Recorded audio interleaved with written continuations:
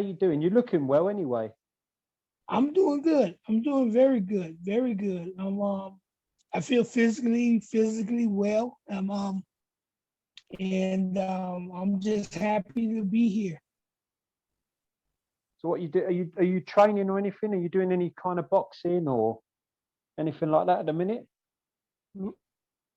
Well, right now, I'm not doing any training because the place where I live in Kansas, and if for some reason it seems like they don't want me to start back training, but I've been training all my life. I started boxing when I was 8 years old, and boxing has always been a part of my life. So I love to train. I love to work out, but for some reason, when they see me working out here and they see me training here, it seems like they don't want me to do that. So I'm really trying. I'm really trying to leave here, and I'm trying to leave Kansas because I just need to move and get my own place. Yeah. So what is the plan then? Are you planning on having another fight or anything like that, or? All right. Yes. I mean, a lot of people are telling me that, oh man, you had a great career. You won 5 world titles. You shouldn't box anymore. Um, you're too old now. But a lot of people have to really understand. They have to remember that for about 10 years, 8 to 10 years, I didn't even box. I did nothing but work and train other boxers for the company that I was working for, which eventually they did me wrong. They did me wrong. So I don't want to remain in the situation that I'm in because I'm not happy. No. Boxing has been my life. Boxing has been my passion, and that's something that I love. That's something that I want to do. Right now, I need a good promoter, somebody who could be serious with me and at least get me some quick fights, so I could get my life back together because I lost everything. I lost everything messing around with these people like Miami-Dade Park and Recreation, messing around with them. I lost everything. So I mean, come on. I mean, I'm not happy. I'm not happy. I'm really not. No, I mean it is a shame because like you said, you had a great career. You won many titles. You had many wars. It just seems. I don't know. It seems crazy. To me as a fan of yours, that you want to fight again. But at the same time, I understand why. Do you know what I mean? Yeah, I don't want to. I guess it's the ghost that's haunting me, and because I don't want to go back on the end of my life and then just sit back and I just say, wow, what if I would have did this? What if I would have did that? And because really, I mean, I fought one fight after I like semi-retired, and so and it was a bare knuckle fight. It basically, I wasn't even focused on that. I Mm. wasn't even concentrating on that. I wasn't even really training properly for that. And Yeah. so and it was the first time that I ever had like a little cut over my eye. Out of my whole entire career, from Mm. the age that I started boxing, I have never been cut over my eye or never had a little nick. It wasn't a cut; it was a little nick over my eye. And so I don't know, you know, and Mm. To be fair when I though, I watched that bare knuckle fight on YouTube, and I do think it was premature stoppage. I do think it was a premature stoppage because I remember you waving the big white fella. You was waving him in, and I think he hit you a couple of times, and the ref kind of jumped in. I think did you turn around or something? If I remember right, that you turned around, and I think it was Yeah, kind of prematurely stopped. But again, that's just my opinion. You yeah, know what I mean? they prematurely stopped the fight and things like that. But I don't know. We just I just go back to the drawing board, and if they offer me a fight and it's for good money, I'm gonna take it because I'm not making no money here. I'm used to making money. Yeah, yeah. It's a shame. I mean, if a promoter did get in touch with you, say, what would be the goal? Would it just be a few, exhibition fights maybe, or would you chase a world title again, or? The goal would be because of my age right Mm. now. But a lot of people don't understand, and a lot of people don't realize that it was about 10 years that I didn't even box. Yeah. I didn't even box for 10 years. I didn't even fight for 10 years. I didn't even train for 10 years because I was basically just working for, I was working for companies and Mm. working for different people and things like that. And I wasn't even thinking about boxing. I was just working at the time. Yeah, I mean, yeah, I just find, like I say, a lot of fighters I speak to. I mean, with you, is it, without sounding disrespectful, is it hard to let go for you, or is it just you've still got that fire? You know what I mean? I mean, I was speaking to Chris Bird last week, and he just had this whole kind of reignition in his self. Do you know what I mean? I just Yeah. I just wonder why, because I mean, like I said, you've had a great career. I mean, are you just missing that, that buzz again or something? Is it, or? I guess it's simply because with me, I guess it's simply because I feel that my career was taken away from me, Yeah. and I didn't go out at the end of my career to as someone who was boxing, someone who had a fight and then he lost the fight, or he got brutally knocked out or something like that. If it was something in that sense there, I wouldn't even be thinking about boxing anymore. Mm. I'm still okay.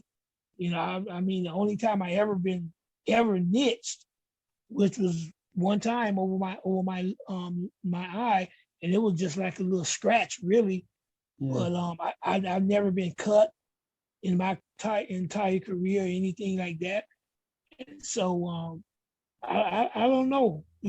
I'll just take one day at a time. I take one day at a time. So if you can't box, then Robert, what will you do? Will you train fighters, or will you work at a gym, or go back to bare knuckle or something like that? What would you do if you can't get a license, for example? What would the plan be for you? My plan would be is stay in the area where I know, in the area that I love, which is boxing. Mm. And that is, I will be training boxers. I will be training fighters, and working at a gym or something like that. But if it was anything else, I mean, yeah, I would love to have me a good, decent paying job. If the jobs are paying good, I mean, because in the area where you live, you have to account that to Mm. where you're living, and account that to your job. Because Yeah. if your job is not paying enough money to support you of your living habit, you're gonna struggle. You're gonna have Yeah. Yeah. trouble. Yeah. This is true. That's what I say. It's always good to have a plan B, if you like. Do you know what I mean? Yeah. Ah, it's a bit of an eye opener, to be honest with you, talking to yourself. To get that kind of viewpoint from a fighter, from an ex-fighter, from a current fighter. It is, and I find the whole situation quite bizarre. Um, you know, as a fan of yours. I remember watching you fight with Kwawi, and you know, you fight Bobby Chairs, and you know, it's just, yeah, I just, you know, if there was a union or something to set you guys up with, or you know, like somewhere you could sort of retire, you know, retire with a bit of money, or do you know what I mean? It kind of seems to me like boxers are just left on the scrap heap. Do you know what I mean? Well, really, we are self-independent contractors, and so with that being said, we're self-independent, which means we're supposed to support ourselves. There, Yeah. we don't have a union. We don't have anybody. We don't have anyone looking out for us or anything like that. You know, it's up to us. It's totally up to us to put our money away, put our money aside when we make our money, and then when you retire, you know how to use your money. And so it's totally up. We are self-independent contractors. Well, why do you think that is, though, Robert? Why do you think, you know, once the sort of promoter's finished with you, you're kind of left to the scrap heap? You know what I mean? It's so wrong. And Yes, you know, it is. It's just wrong. I'm sorry to, you know, I just I get a bit of, you know, I get a bit passionate about it, because I just think the whole thing, the whole kind of boxing system is it's a dirty business, isn't it? You know what I mean? it is. It's a business, and it's basically it's a business to where you have to look out for yourself. And to be honest with you, you know, when your boxing career is coming to an end, you have to be smart enough to know, hey, I'm gonna put this amount of money away, so when I retire, I can live like I'm still living. You can't live today off of 1950s money, because it's not gonna happen. If you was making a salary in 1950, you cannot live with that salary in the year of 2021, because the money is different. It's totally different. And so we have to plan. We have to, you know, plan. We have to put our money aside and get ready for our retirement. Yeah, it is. It's like I said, there must be something put in place. Anyway, you know, we won't keep dwelling on that. What I want to know from you, Robert, is, like I said, you had many great fights. You know, you beat some top fighters in your day. What was the hardest fight of your career? I would say I fought a guy from Tunisia, and in one of my title defenses, name was Tafil Babouli, Yep. and he was tough. He was really tough. You know, a lot of these guys were tough, but this guy here, he was really tough. That guy can whack, and he can really punch too. Tafil Babouli, he can punch.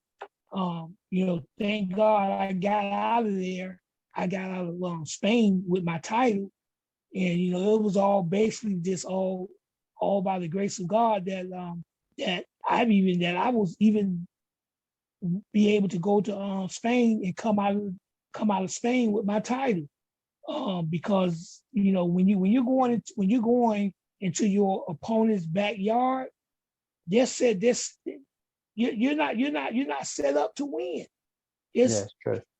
It's automatically the ball game is against you automatically. So that's just how the boxing business is, you know. Yeah. Dirty business, like we said, isn't it? You know. Yeah, it is. I mean, it is, you know. But hey, this is not the only dirty business, you know, in the world. No. We have, you know, boxing is a good sport. It's a good game. It's a good sport and things like that. But you know, because really, if you're smart, you make your money, you save your money, and you get out. You know, you have to know when to get out. wanted to get out of boxing, and unfortunately, a lot of people don't know how to do that. A lot of people, they misuse their money and things like that. So, I just feel bad. I just feel bad for a lot of fighters. I really do. Yeah, yeah, same here. Like I say, I'm just I'm just a fan. I'm trying to get a project together where I talk to, just talk to you guys just to see how you are. Just to let you know you guys aren't forgotten. For me anyway. I'm a huge fan of yours. Especially. Thank you. No problem. Obviously we've gone over the let's just say the shit side of boxing. I want to know now your career highs. What was your career high? And you had a lot of career highs. What is one that stands out in the mind or the brain of Robert Daniels, the career high? One of my career highs was the day when I fought the white Muhammad Kawi. I fought him because at that time I think I had about 17 pro fights. Kawi was a legend. He was a two-time world champion, and to be honest with you, nobody gave me a chance. Nobody gave me a chance of even winning that fight. And so when I fought Kawi, I beat Kawi. It was like that was like one of my career highs. And then off of that fight, I fought some good fighters like Bobby Ches, Tafil Babouli. I even fought, heavyweight guys that I shouldn't have even been fighting. Guys like Lawrence Clay Bay, David Tour, guys like that. I mean, come on, I'm not a heavyweight. That's what I said. You moved up. Yeah, that's what you fought the big guys as well. Tua was a banger, and Clay Bay was a big guy. What was that? What was the thinking in that then? Was it more money? Well, yeah, I mean, we're always as a boxer, we're always looking for more. That's just side of boxing. We're always looking for more. And so I'm thank God. I thank God that I'm still here. I'm still living. And everything like that. Nothing is physically wrong with me. Things like things like that. So I'm just happy for that. Yeah, do you still watch boxing, Robert? Are you still into it, or are you still watching, or is there any particular fighter you like nowadays?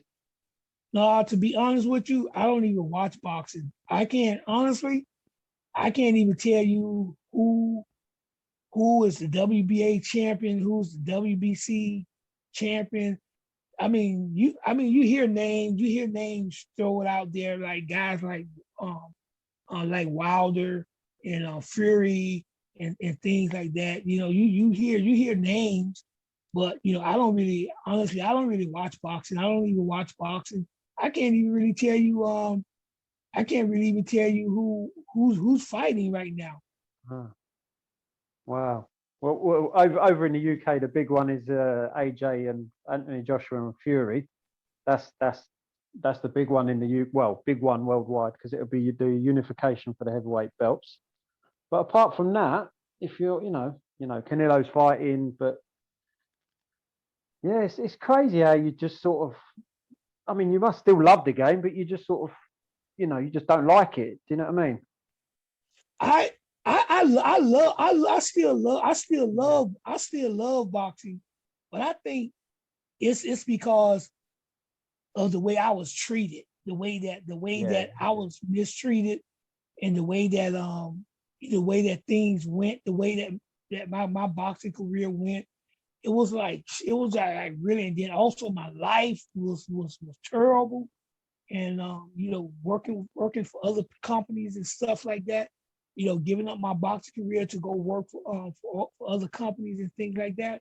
That was challenging. It was really challenging, and I gave up everything to go work for other companies, and they mistreated me. They did me wrong, and things like that. So but I let God take care of that from now on. I'm not bitter. I don't get bitter. I get better. So Yeah. so I'm okay. I'm okay with that. You know, and then people did me wrong and everything like that. I'm talking about sometimes, you know, people who you would never think that would do you wrong. And then, you know, people they mistreat you and things like that, you know, it just it's I went through a lot. I went through a lot in my Yeah. boxing career. Yeah. It's certainly opened my eyes a bit, you know. Yes, I went through a Yeah. lot in my boxing career. Well, Robert, I think this is a good place to leave it. You know, I think I wish you, like I say, I wish you every success going forward. And I really appreciate you talking to me for the time. You know, give me your time and everything.